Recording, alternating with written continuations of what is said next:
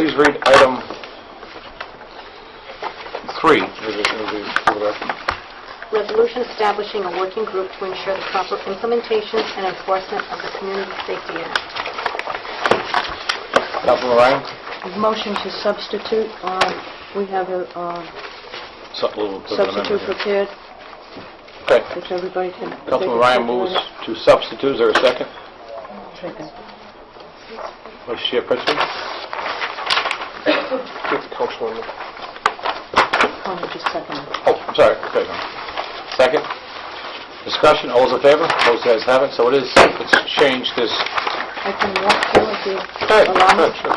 Okay, so the change, first and foremost, adds a community member appointed by the council president to the working group, and it also defines the goals and obligations. The language at the top was stricken because it's kind of prospective.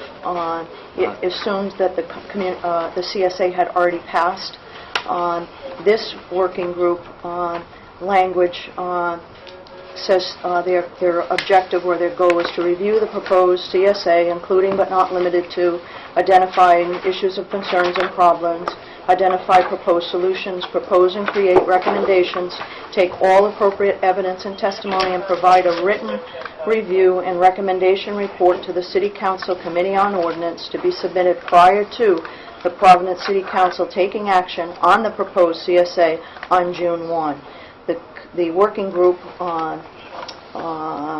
would consist of the following members: the Commissioner of Public Safety or designee, Chief of Police or his designee, President of the Fraternal Order of Police, Providence Lodge 3 or his designee, City Solicitor or his designee, the Chairman of the Committee on Ordinances, an appointee selected by the Mayor, 2 City Council members appointed by the Council President, and again, the community member appointed by the Council President.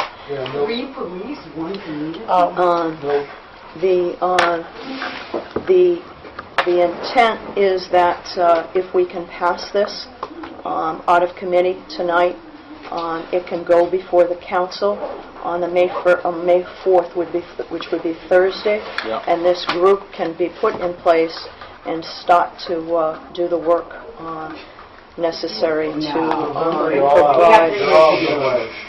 provide the council with the information they're looking for to have a vote on June 1st. Thank you, Councilwoman Ryan. Thank you.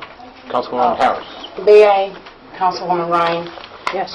First of all, I want to appreciate this being amended, simply because when this first was brought about, and it was immediately after we had passed the first time, I asked the Council President to put in place this working group. If you notice, it was all police and the City Council and the City Solicitor and everybody else that would help them understand exactly, the role that we were expecting of them. Instead of setting them up to fail, we'll just walk them right through the process on up to the budget of the whole entire process, right? Which would probably be the thing that helps it get off the ground, is the funding. And what is those fundings? The fundings could be like, they could probably need training, education for training on gender, and other things that they will bring to us, right?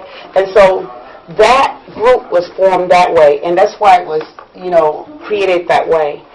Although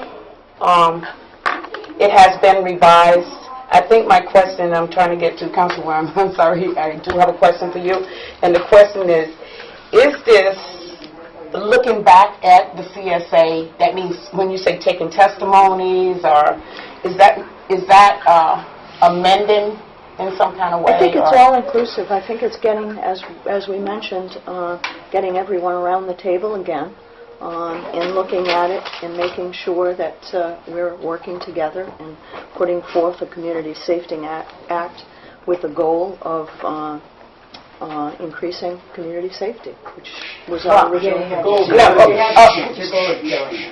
allowed to speak. Please. It's not a public hearing. Councilwoman Ryan, although I understand the gray area of how this thing all started to form itself and how it was all worked. Everybody was at the table. People were at the table. The police was at the table. And I want to just take a second, Councilman, if you don't mind, because I need to, and, you know, we're family, and I'm not going to, like, do our dirty laundry, so we're not going to do that. However, I would like to say that today, May 1st, we're celebrating the rights of workers. And if this country wouldn't have stood up and created unions, and unions to protect workers, there would not be an 8-hour workday. I think it was 1863, if I'm not mistaken on my date, this all happened in Chicago. What a great America we have because of the creation of workers and the rights of workers. That's today, May 1st. So I want to say that when Lieutenant Sergeant Bone refused in opposition on this, I totally understood. His job as a union organizer is to fight, and fight as hard as he can for his workers.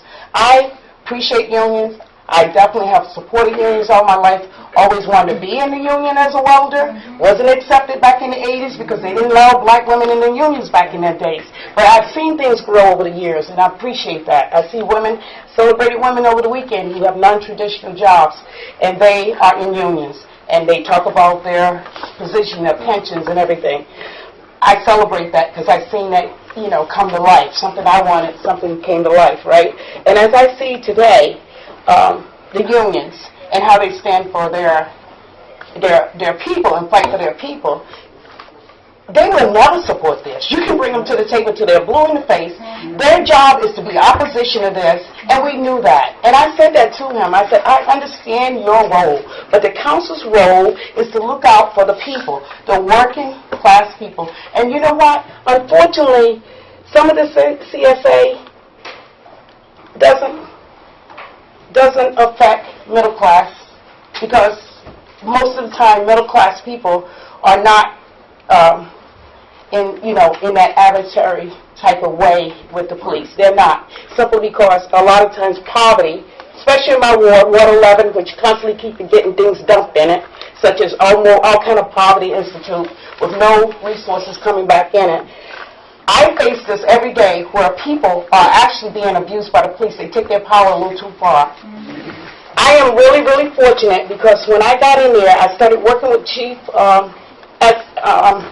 he's gone, thank God, Chief Clemens, and I said to him, please bring a unique type of people to my ward, and he did that. Together, what we're doing together, the police and us, we're working together to bring safety and how we're doing it. They're not locking people up. We're creating block parties. You know, we got Lieutenant Perez, who's going to be taking over the police that used to dance in the city at one time. He's going to take that spot one day and be the dancing cop. But I'm going to tell you, those things are very important when you are trying to build a relationship. When you have people who are fearful. And yes, crime does happen over there, and it happens because of all the other things that I talked about. But I'm going to tell you, from the day that this council decided that this ordinance was going to go in another direction, I have never seen so much racism and classism that is coming out on the social media and that's talking against people that's right here in Providence. And the thing is, when you say community, community is all of us. When I took my oath, it was also for your community as well as mine. You know, I looked at Providence, and I love Providence. And as I love Providence, I want to see it better. I've worked many, many years. I'm at this table as a soldier who worked many years, even to get Chief Clemens the recommendation that he got today, to stand there to say that he is doing such a great job. That was because the community had to push for that. You understand? Change just don't come. I'm saying all of this speech to say that as far as this ordinance right here is concerned, I think it is not what was put in place as a working group. I believe if there is going to be any committee and the work that Councilwoman have done to revise this, I think there should be more community on this right here. At least 2 people. Because we are, at the time, the only reason it is top cop heavy is because it was supposed to have been internal. It's supposed to have been Are you for them. suggesting that 2 more community people? Yeah, I'd say 2 people, 2 community members should serve with the group. It's actually become evident because it was on there was no committee member on here.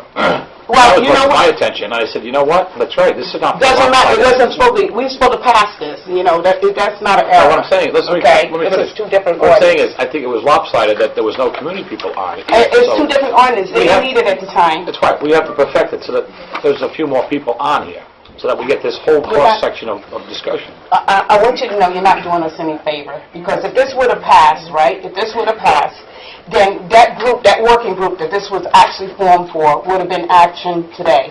And Councilman Narducci would have been able to be a part of something in trying to figure out what that policy is around Right. the issue he has. And so, I still think it's beneficial because we got till I June say send it 1st. back to Council President to put other, more than just We one. can amend it right here. We can add 2 community members, we told I them 3. have no issue. I just... I'm open to it. I mean, Work within 9. I haven't said anything. Actually, I was looking at it and said, yeah. Then it was brought to my attention, well, there's no community member on here. I said, well, shit, we don't want that. You know, it's going to be more inclusive to everybody, that's all. That's how that ended there. If you think adding 2 more... Yes, I do. They work very hard. So You got to understand that it was the community that brought this to us. Why don't you do this? Can you propose the amendment to add 2? I'd like to propose a friendly amendment, if Councilwoman Ryan accepts it, Absolutely. is 2 more members also added too. Okay, so plus 2. Thank you. Is there a second? second that. Mr. Chairman, before we make that motion for discussion, Well, we have... discussion. Go ahead. Second amendment. You have to second first for the discussion. Okay. Mr. Boyd. I can't Is there a second to add 2 more? I seconded committee it, members? sir. Second by Councilman Ryan. Discussion. Councilman Curran? Mr. Chairman and committee members, I agree with my colleague that you should have several more people from the community on it.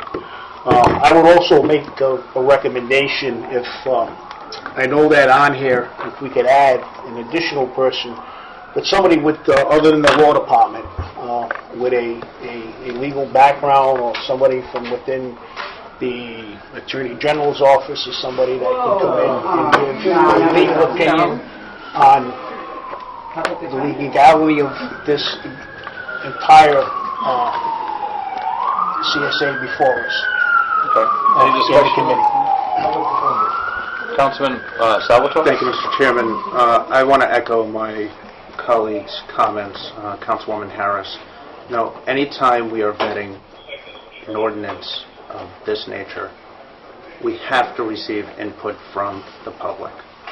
In not one member, I agree with appointing 2 additional members. I don't know if these are City Council President appointees or mayoral appointees at this point, but regardless, I've heard from so many folks over the last several days, and not only in my ward, from across the city, and I think we can all agree with Councilman Narducci's comments earlier, that there are many voices that shape this city, and we shouldn't only be concerned with our respective footprints when we're vetting proposals like this. It was mentioned earlier that there was an assumption that the ordinance would pass on Thursday night, and this resolution was created without community members for that reason. Again, implementation is important, and it's important for the public to be part of that discussion, regardless if it passed or not Thursday night. So moving forward, what I'll recommend is if there is a working group subsequent to passage on June 1st, that working group also include members from the community. Okay.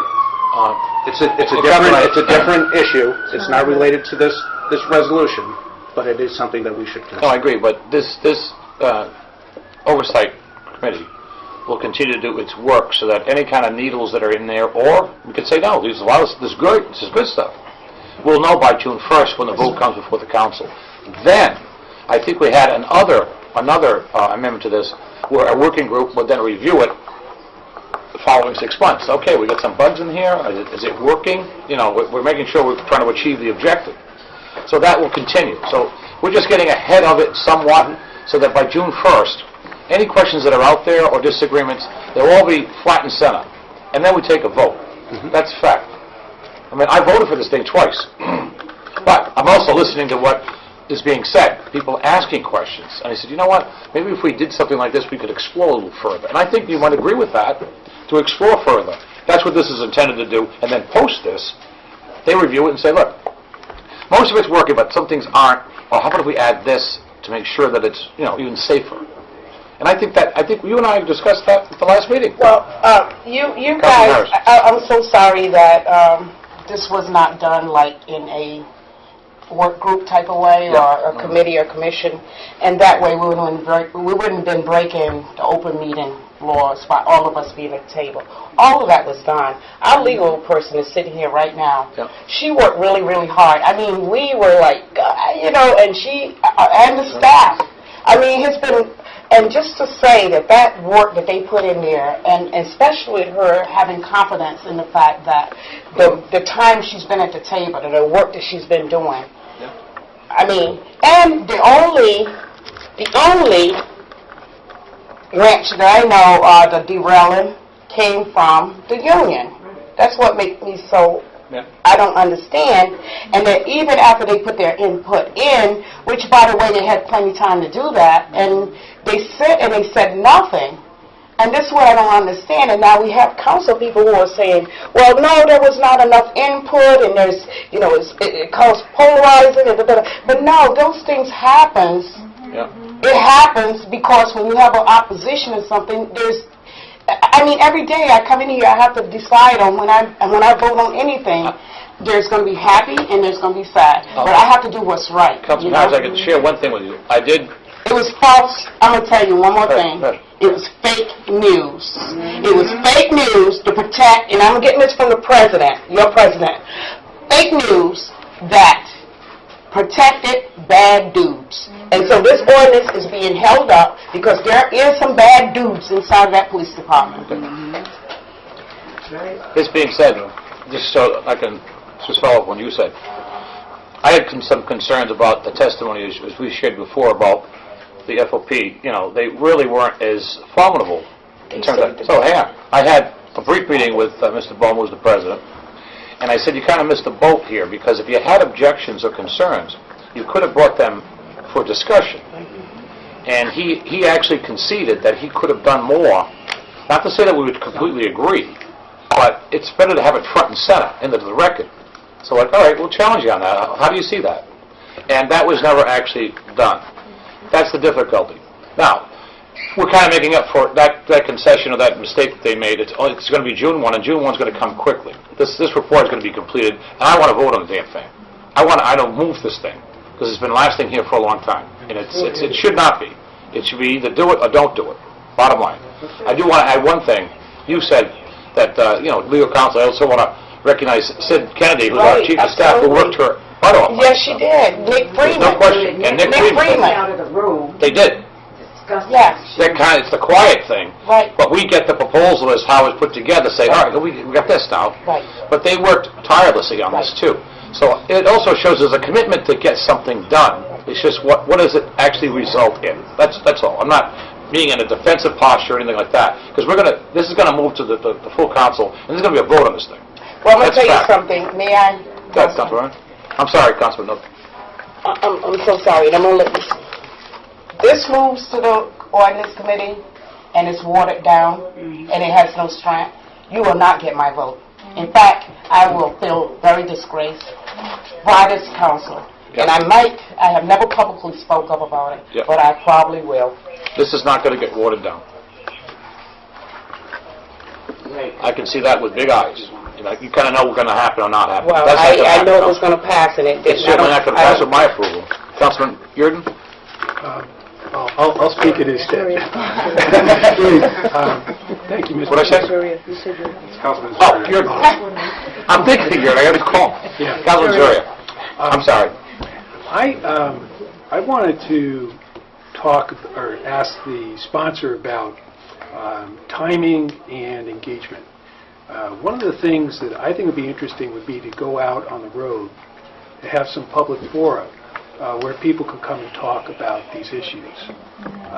And my concern is timing. If we are voting on this on June 1st, then I don't think this ordinance committee could meet on 2 days before on the Tuesday, because I don't think that it would work with the open meetings law. The day before is Memorial Day, so it would have to go to the ordinance committee on the Friday before the Thursday. And what I'm suggesting is maybe the report goes straight to the city council without going through the ordinance committee, so that they have the maximum amount of time to prepare their report before the city council gets it. Because if it has to go through the ordinance committee, I think they have almost a week less time to do their work.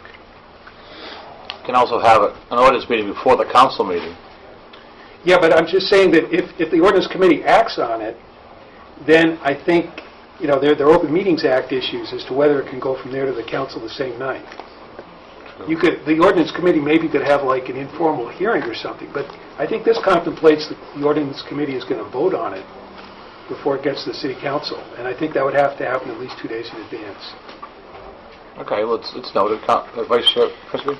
Thank you, Mr. Chair. On that note, perhaps it's worthwhile to speak to the solicitor about that. So if a report of this nature, or any nature for that matter, is provided to a committee, does that mean, I almost feel like if it's being submitted to the committee, that by default the council it's not saying we're going to vote on it as a committee, it's just saying that it's being delivered or served or received by the committee. And so there's no reason why the council, or can be spread to the full council along what you're saying. But maybe we get an opinion, your opinion on that. Well, maybe I'm not sure I understand the issue. So the Open Meetings Act would require that you notice something 48 hours in advance. So if you know that you want to take up a report and discuss it or act upon it in some way at an ordinances meeting, you would need to receive it and know that you're going to do that 48 hours in advance. And I don't know if the clerk has an opinion, though, about sort of the kind of odd docket issues that, it's less than Open Meetings Act. I wonder if it's just a little bit odd for you all to have something come to the ordinances committee. Usually, if the council receives a report, it goes to the city council, is received there, then comes here. So I don't know if it's an open meetings issue so much as an odd...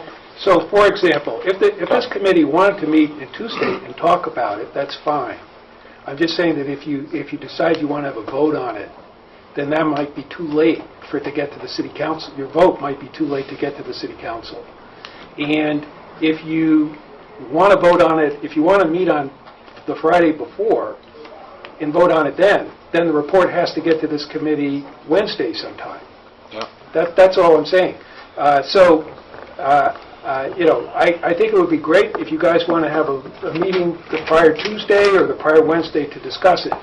But I'm just questioning whether you want to add the layer of having you officially approve it before it gets to the whole city council, given the tight time frame we're under. Mr. Chair, I think it's important to talk about these sort of mechanics, because what we don't want is to get caught up getting jammed up by dates. And so this is an important conversation to have in regards to this.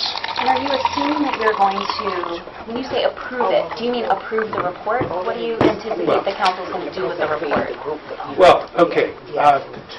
I'm at a bit of a remove. I didn't come up with this idea. Right, no, I know, yeah. But sometimes reports are received. Yep. Sometimes they're received and approved. Yep. Sometimes they provide the basis for discussion at the meeting. There are lots of things that could happen, but I'm saying that in order to get the report to the city council, there's a timing issue involved if it has to first be reviewed and approved by the ordinance committee. Mr. Chair, just to clarify, if you did have a meeting on Tuesday the 30th and passed it out, you can have a special meeting on the Thursday. Yeah, provided they get done by 7. Provided they get done by 7. Councilman Jerry, thank you for bringing it up, because Vice Chair Pritzby is correct about what the course has to take. We're going to receive a report, basically, from the Oversight Committee to the Committee on Ordinances. We receive that. Ordinances receives that. we act on it. If there's slight adjustments or whatever, say, no, everything is here, it goes to the full council. So it's not going to be this long, long parade of things. That's was the whole purpose, because the standing committee is the ordinance committee, which is supposed to make the recommendation, because it's actually within our venue, within our jurisdiction to do that. Then it's just transmitted to the city council, ready for the vote, with the 48-hour, meeting that requirement, and we're done. On a special meeting. So I guess my question to council and the clerk is, if it goes to the ordinance committee for a Tuesday night meeting, when does it have to get to the clerk? That night, as soon as we adjourned the ordinance meeting, we would then send out notice for a special city council meeting upon the rise. I'm sorry, I'm asking a different question. Oh, I'm sorry. For the ordinance committee to be able to review it on Tuesday night, the 29th, The 30th. 30th, excuse me, when does the report have to get to the ordinance committee? We would need it by Friday, the 26th. Okay, so that's what you're looking at. They'd have to finish their work by that Friday. Well, we would coordinate with the clerk's office to meet the deadlines. So when the committee has completed its report, make sure that we have enough runway here to get it to ordinances, consider it, whatever recommendations or comments, then it goes to the city council. So we'll meet all the statutory requirements as far as open meeting. And I guess they could tweak it over the weekend and then bring in a revised report, right, or not? Whatever report would go on the agenda, if they brought an amended version, they could sub it out on Tuesday if anything changed over the weekend. Okay. Yeah, because Tuesday would be D-Day, because that's it. Then it goes to the full council. Right. Let's But we'd need something by put our Friday. hands together and do it. That's They probably basically- can't amend it at the full meeting because of Section 409 of the Charter. Okay, thank you. Our legal counsel, do you agree with that? Well, so she just pointed that out to me. I'm looking at it right now. 409 of the Charter provides that no ordinance shall be so amended in its second passage as to change its original purpose. So Significant. Isn't it supposed to be substantial change? Change. I just have as to change its You can make original technical purpose. amendments, but not significant changes. Yeah, I We've mean, got- I think the issue would probably be what does or does not amend its original purpose. We've got rulings before, as long as it's not significant changes, then it's permissible. That's, in my 20 years, that's always been processed, and that's the advice we received. So, I don't think we'd be in violation of that. I think as long as you're not changing its original purpose. Okay. We decided... Well, you'll be here anyway, so you can advise of that. Absolutely. Hey, look, you're going, whoa, you're getting towards the point of, you're getting inside this thing, and there's substantial change. Therefore, constitutionally, you can't do that. Unless you go through the second meeting, and you'd have to kind of run it all through again. Okay, that's fair for the record. No, I agree, that's if it's substantial, you're right. It doesn't say It substantial, cannot, it just says change. hang on, I'm talking to legal counsel. That change, if it's substantial, It would have can't to be change changed. its original purpose. Okay. All right. Well, that's on the record, that's good. Anything else? Okay, Oh, Mr. Chairman, I do have a letter from the ACLU. yeah. Did you already introduce the Yes, we two new amended it members, already. right? Yeah, that's right. There was a motion was made and seconded. Then we've had discussion. Okay, and we seconded as far as adding the two new members. Yes, Right, sir. okay. Just want to make sure. Move on first. Thank you. So, Mr. Chair, Okay. if I can also just echo the sentiments of my colleague here. I feel like what we're doing here with this working group is continuing the dialogue outside of our normal process that was already occurring, not only between our normal process with not one but two public hearings over the course of 5 months. There was additional dialogue for 2 months after that before we voted first on this. Okay. That included pretty much everyone we're talking about here.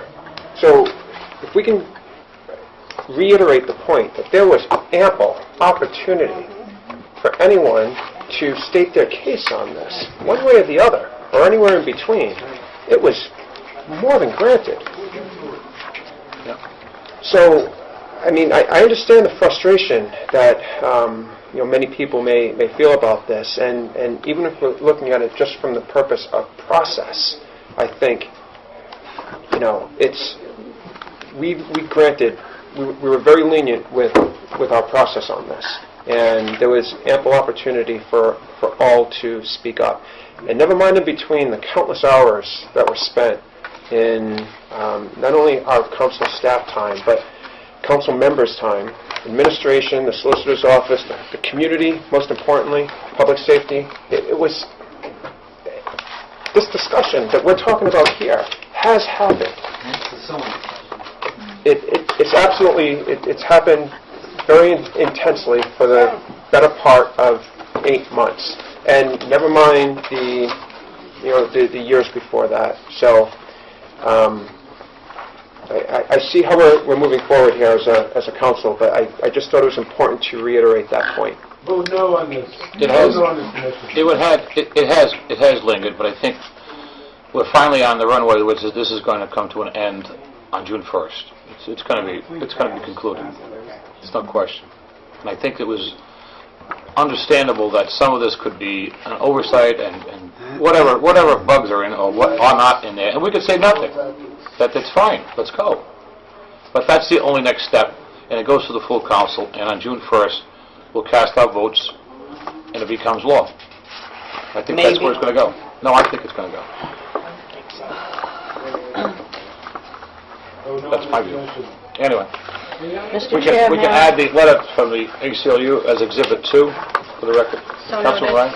can I just point out that the ACLU letter addresses the prior resolution. It's been amended, and the items that the ACLU had concern with have essentially been addressed. Oh, okay. Including community representation. We were ahead of that. The topic about they wanted to strike the working group shall be permitted to enter executive session. The spirit of their communication is to encourage open discussion, collaboration, and we think we've accomplished that. And I think that's it pretty much. So I don't know if you want to receive the ACLU letter, but it's... No, we would as an exhibit, because they did, Steve Brown took time to write it and just send it to us to express it. I read them all. Okay. So I think it's part of the record. I just want to be clear that this amended resolution does try to address the ACLU concerns which were valid. I didn't get a chance to see it Okay. before now. On the amendment, in terms of the working group, is there a motion to approve and the ball get rolling? Motion to approve. Councilman Ryan moves to approve. As amended? As amended. As amended, Thank I'm you. sorry. Is there a second? Hold on one sec.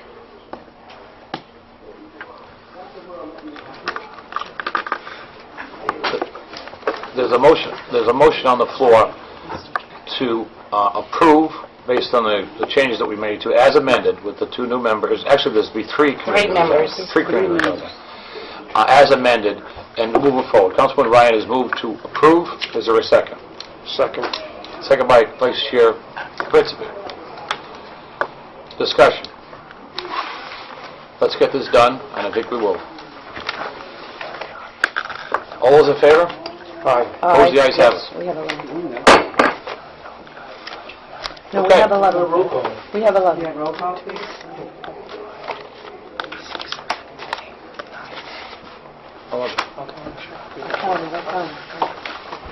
Okay.